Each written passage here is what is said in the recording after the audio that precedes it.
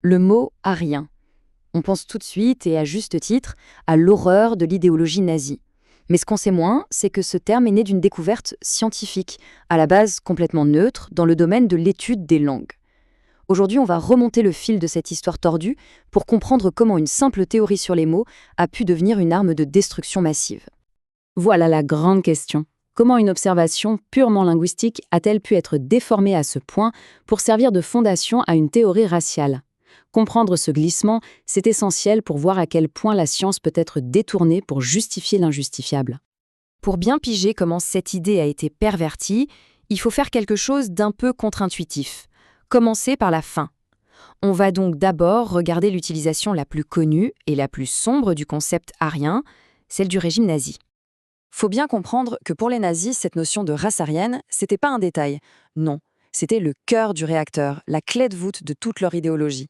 C'est ça qui justifiait tout, leur quête de pureté, leurs obsessions de la supériorité, et qui a servi de prétexte à une violence d'État systématique et absolument terrifiante. Mais le plus fou, c'est que cette idée ne vient pas du monde politique à l'origine. Elle vient de bien plus loin, d'un domaine qu'on n'imagine pas du tout. Et c'est là que toute l'histoire bascule.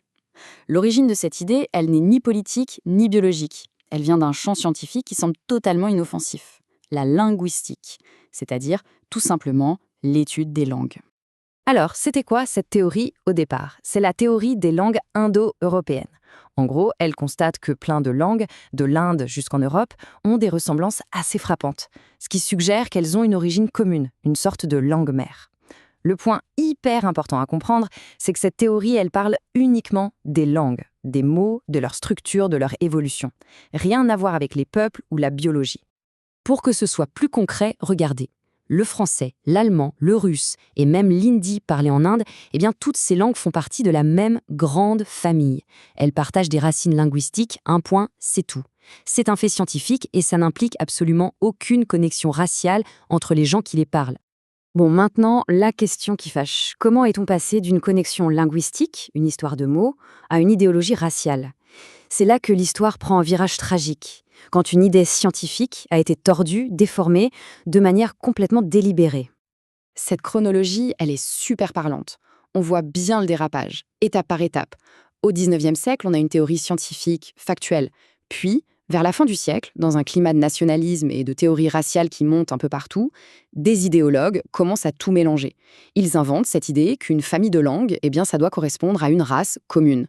Dans les années 30, les nazis n'ont plus qu'à se servir et à récupérer ce mythe qui circulait déjà pour en faire une véritable arme politique.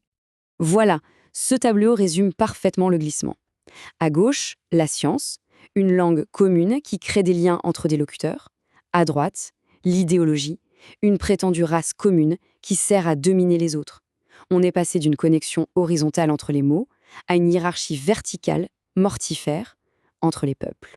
Pour le dire encore plus clairement, la science, elle, explique les relations entre les mots. L'idéologie, elle, a tordu cette idée pour créer une hiérarchie entre les gens. C'est toute la différence entre un outil de connaissance et une arme d'oppression. Et cette distinction, elle est capitale. Maintenant, voyons comment ce mythe, une fois bien installé, a été transformé en une arme redoutable par le régime nazi. Ça, c'était le disque qu'ils passaient en boucle dans leur propagande.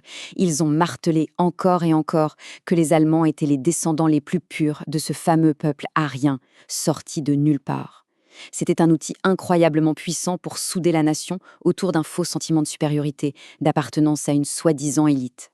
Et les conséquences de ce mensonge pseudo-scientifique, elles sont juste apocalyptiques. Parce qu'une fois cette supériorité établie dans les esprits, tout devenait possible. Le droit de dominer et d'envahir d'autres peuples, la mise en place de lois racistes immondes comme celle de Nuremberg, et bien sûr, la justification ultime du génocide des Juifs, des Roms et de tous ceux qu'ils jugeaient non-aryens. Ok, on récapitule ce parcours tragique. C'est vraiment crucial de bien avoir en tête les étapes de ce détournement pour comprendre comment une idée, à la base neutre, peut devenir un monstrueux instrument de haine. Voilà les 3 points à graver dans sa mémoire. 1. Tout part d'une théorie sur les langues, et uniquement les langues. 2. Cette théorie est délibérément déformée par des idéologues pour servir un agenda raciste. Et 3. Les nazis s'emparent de cette version falsifiée et en font la justification de leurs crimes. Le processus est d'une clarté terrifiante. La science des langues a été détournée pour servir une idéologie raciste. Cette phrase, elle résume absolument toute la tragédie. Là où la science cherchait des ponts entre les mots, l'idéologie a construit des murs entre les êtres humains. Et tout ça nous laisse avec une question cruciale pour notre époque. L'histoire de ce détournement, c'est un avertissement terrible.